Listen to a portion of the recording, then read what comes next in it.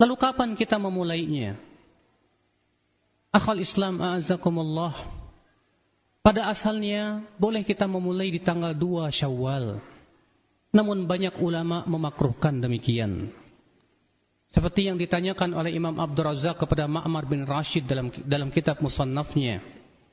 Tentang orang yang berpuasa Syawal di tanggal 2 Syawal. Maka Ma'mar bin Rashid berkata, Ma'adallah, aku berlindung kepada Allah. Innaha ayyamu aklin wa syurbin.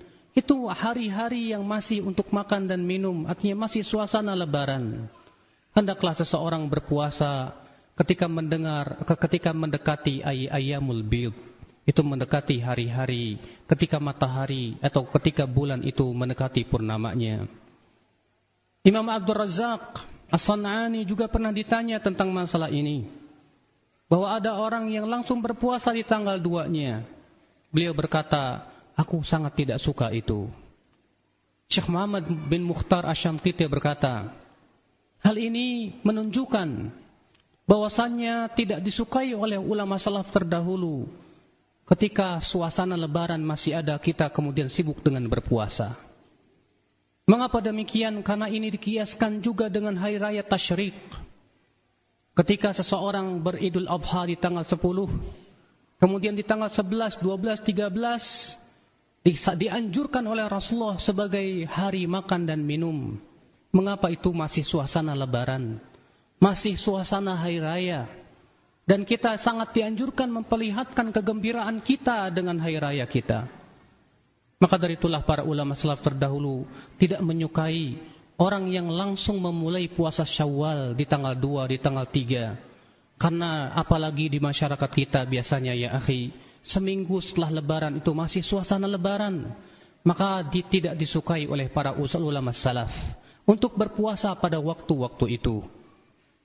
Justru kita sangat dianjurkan memperlihatkan kegembiraan dengan hari raya kita. Nah, ketika kemudian suasana lebaran telah mulai hilang, mulailah kita berpuasa Syawal.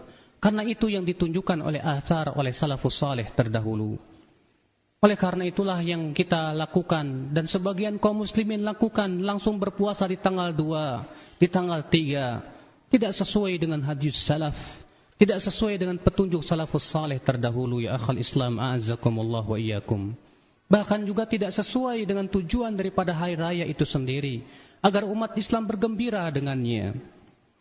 Bahkan disebutkan dalam sebuah riwayat, ketika ada seorang sahabat sedang berpuasa, lalu kemudian ia disuruh makan oleh temannya. Si sahabat itu berkata, aku sedang berpuasa. Maka Rasulullah memaksa dia untuk memakannya. Dan Rasulullah bersabda, ia sudah capek membuatkan makanan untukmu. Akhul Islam a'azzakumullah wa iyyakum. Maka dari itulah, kalau kita mengikuti petunjuk salafus salih, hendaknya kita memulai puasa Syawal setelah suasana lebaran telah mulai hilang.